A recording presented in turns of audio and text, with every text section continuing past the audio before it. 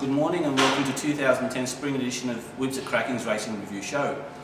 During the next 2 months, we'll endeavour to cover, it's our intention to cover all the spring hopefuls and give our insightful thoughts on where we think that they're at and how they'll progress. I'd like to welcome to the panel racing enthusiast and form analyst Dean Moses. You'll probably find that his thoughts are very insightful also, and he's been a racing enthusiast. You've been going racing since you were 6 years old, haven't you? Yeah, pretty much so, yeah. You attend all the trials? Go to the races? Go to the races. Mate, Don't miss a beat. Excellent. And I'd like to thank Elizabeth Lane at the Fairfield Heights TAB for allowing us to host this show from her premises. And remember to always gamble responsibly. Okay, now I guess we'll kick off with the main race of the day yesterday at Rose Hill, which was the Group 1 Golden Rose.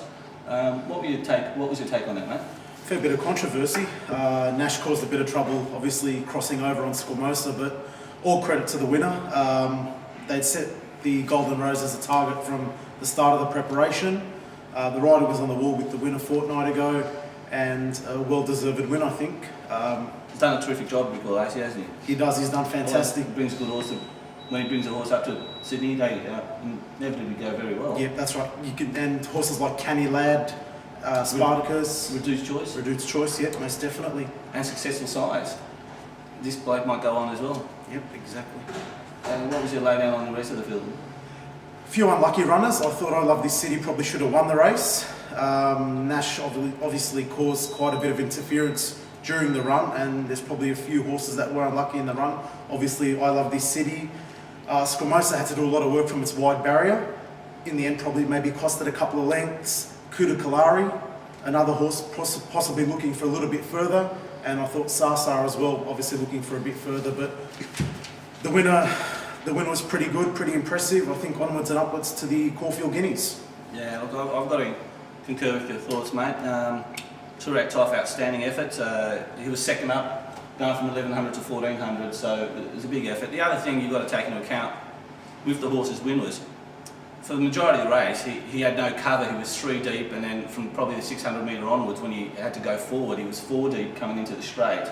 No horse brought him into the race, so he had to do it all himself. Big effort to carry himself into the race, all the way down the straight. He was a little bit under pressure, but he just kept on finding. Lovely type of horse, big, robust individual, and plenty of racing. I think he'll only get better with it.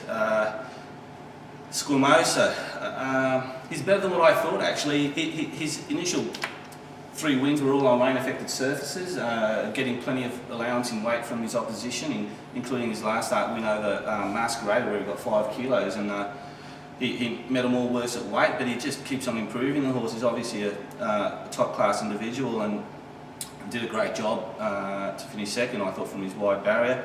I don't need to touch on Nash's ride. He's going to cop it from the stewards anyway. 9 meetings. Yeah, he's done well. He's done well.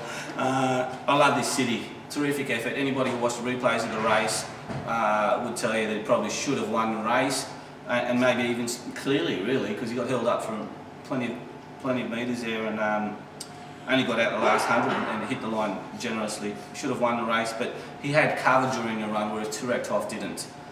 So that's the thing. But I Love This City's going to go on and be a player during the spring, no doubt about that. Sasa, Tim Martin's 3-year-old filly. She's by Zabil, I think, isn't she? We're out of Zabil mare. Let's have a look at her.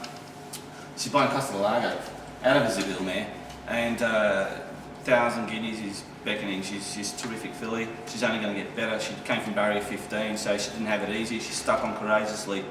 Apart from that, I've never been around for Chance By. She's not at this level.